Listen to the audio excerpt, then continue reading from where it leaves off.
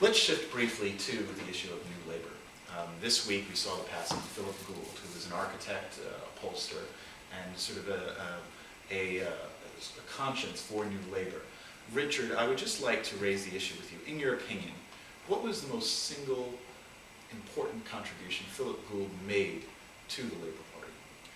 Well, I think Philip Gould was part of a larger project, and so I think it would be difficult just to say. I mean, I wouldn't say Philip Gould was sort of the conscience of New Labour. I think that might be saying too much there. But I think one of his big contributions was reminding the Labour Party in the 80s that we can't just be a party that listens to our activists. We do have to listen to the wider public. And you know, as a Labour activist, as someone who believes very strongly in the role of party political activism, I think there's a very strong role for activists to play. But I do think that Philip Gould was right, and to say that Labour does have to listen to the people who aren't necessarily engaged in party politics. So what do you think? Do you think that the Labour Party is best when it's bold or best when it's Labour? It could be boldly Labour, right? And I wouldn't see there's a dichotomy there. Well, that being said, you have obviously two very talented brothers. One is currently the leader of the Labour Party. And one of the wishes that Philip Gould had before he passed was for a united Miliband partnership to come to fruition and to lead the Labour Party in some form or another, whether in opposition or eventually in government. So do you think that that may become a reality? Do you think both Miliband brothers will serve together at one point? Or is their relationship somewhat a reflection of the best when we're bold, best when we're Labour dichotomy? No, I think there will quite likely be a role for David Miliband in shadow or hopefully actual government in the coming years. I think he's quite wise to spend some time doing some other things to help the party. At the moment he's touring universities around the country and is involved in a lot of efforts there. And I think that's actually quite useful to have someone who was very, is still quite a very well recognised, very influential figure in the Labour Party, right, who's not necessarily on the front benches every week, right, is travelling the country. Now that being said, shifting to voting, there has been an idea that's been put forward concerning compulsory voting, meaning if there's an election, you are mandated as a citizen to vote. If you're eligible, you should vote. So let me ask all three of you, because all of you are obviously very passionate about politics, very much involved in leading political causes and parties. Should it be compulsory for people to vote in an election? And if so, what would your penalty be for those who do not vote? My personal opinion is that democracies are about choice, and you should have the choice of voting or not voting, and so I don't believe that there should be a penalty if you choose not to vote. I'm in full agreement. This isn't a Labour Party policy, but my own personal opinion is I'm in favour of compulsory voting.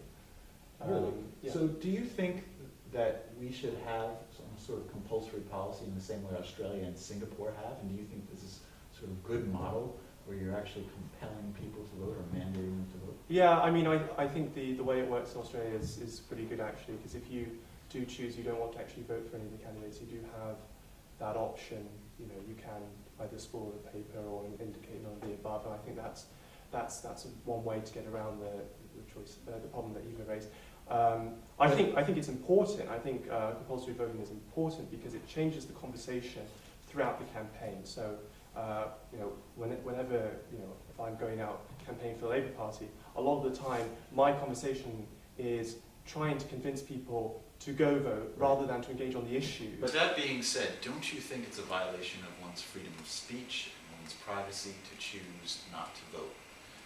When one votes and one does not vote, they are exercising freedom of speech in one form or another. Don't you think that would be a serious violation of one's freedom of speech? I mean, I see the argument, but I don't think it's a serious violation as long as you provide an option for people without penalty to spoil the ballot or to symbolically say none of the above. Now here's a follow-up question, and we'll get into the political gamesmanship of it. There are some who say that this is a ploy by Labour to lock in votes that they naturally would have lost with people just not going to the polls or just sitting on their hands rather than voting.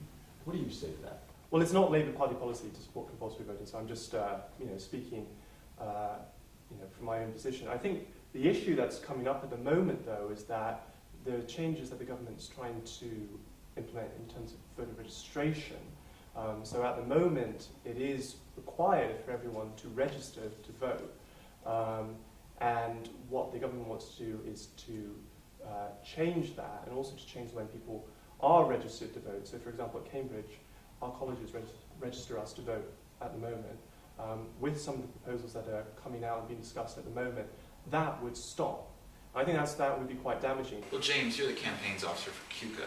I mean, do you agree that it should be the responsibility of the individual to register, or that colleges or households should have that responsibility as they currently do? There's certainly a case for putting the onus on the individual. Now, as Richard was saying, these changes have been mooted, they haven't been fully decided. But rather than either the colleges or the head of a household registering inhabitants to vote, you wouldn't just be given no information about it. You'd be sent one letter, several more letters, and then if you don't actually vote, the local council will send someone to knock on your door and to raise the issue with you. So there is a mechanism to get people to vote. This isn't, as I think the New Statesman said, it's some kind of Tory plot to reduce turnout at elections. Well, but fundamentally, I think with more onus being on the individual, political parties have more of an incentive to actually reach out and engage with people. Now, on that note, engaging with the world, engaging with Europe as a whole, we turn to the current economic crisis, the Eurozone crisis. This past week has seen the resignation of George Papandreou after he proposed submitting his rescue package for a public referendum, and we've also seen the unseating of Silvio Berlusconi, which has now left Italy in a state of paralysis politically and economically, although in a fairly relatively better position. Again, the future is somewhat unclear. Let me ask, starting with both James and Eva, concerning this issue. Do you think that this is going to affect UK banks and UK policy, and how so? Well, British banks are less exposed to peripheral European debt than, say, the banks of France. I mean, Dexia went under a Franco-Belgian bank, for instance, because it was exposed to dodgy Greek and Portuguese debt.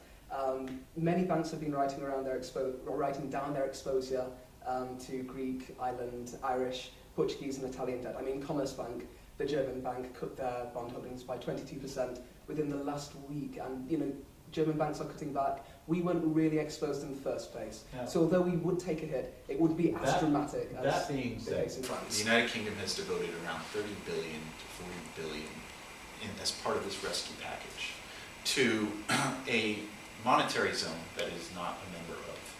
That being said, should the United Kingdom help Greece in any particular way by giving more through the IMF or in other avenues? Well, I think the euro crisis is too fundamental for almost anything to be done. I mean, every financial commentator, even European heads of state are now actually talking openly about some countries leaving the euro being reorganised into a weaker southern zone and a hard currency northern zone. The Greeks' issues are not only economic, they're social and they're political. Just they have 200 years of history behind them. The British issue rather than the Greek issue, because... But sorry, you asked about the... Yes, absolutely.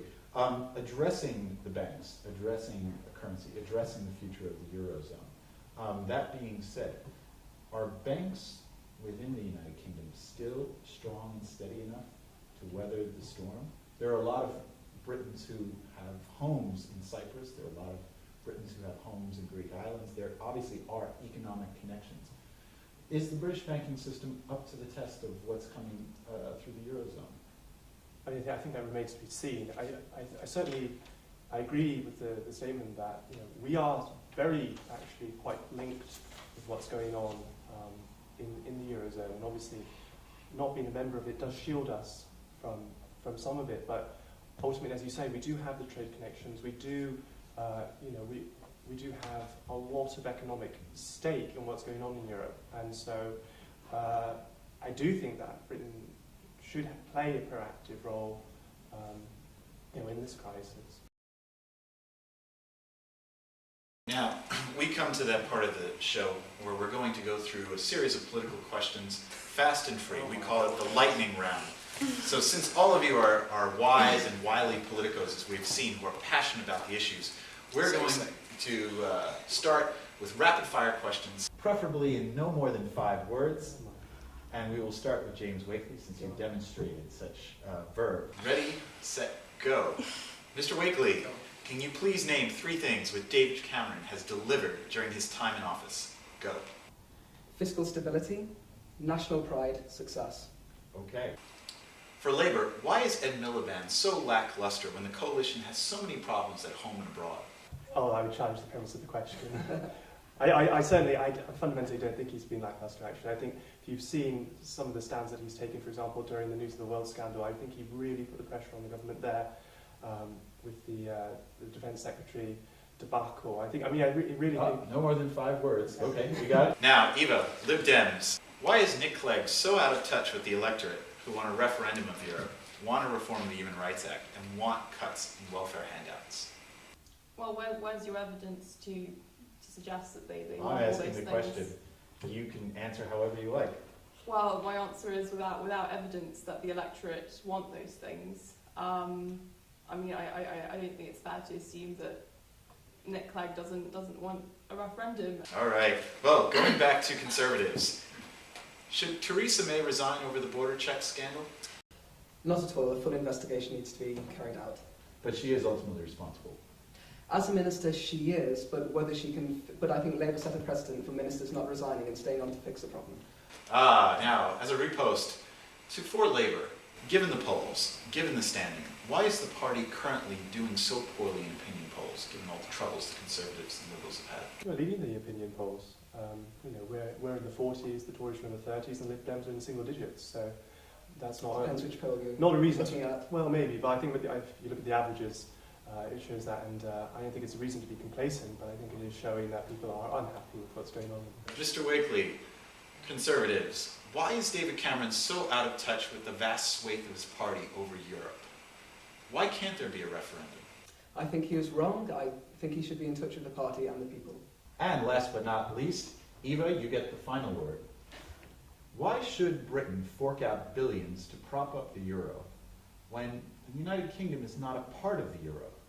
I'm not sure that it should, because under the Maastricht Treaty, as far as I'm aware, bailouts are illegal. And this brings us to a close of this episode of A View from the Bridge. But before we close, let us take a moment out to think, to thank, and to remember all of those veterans who have sacrificed so much to protect us and to protect our freedom. Thank you. Good luck and good night.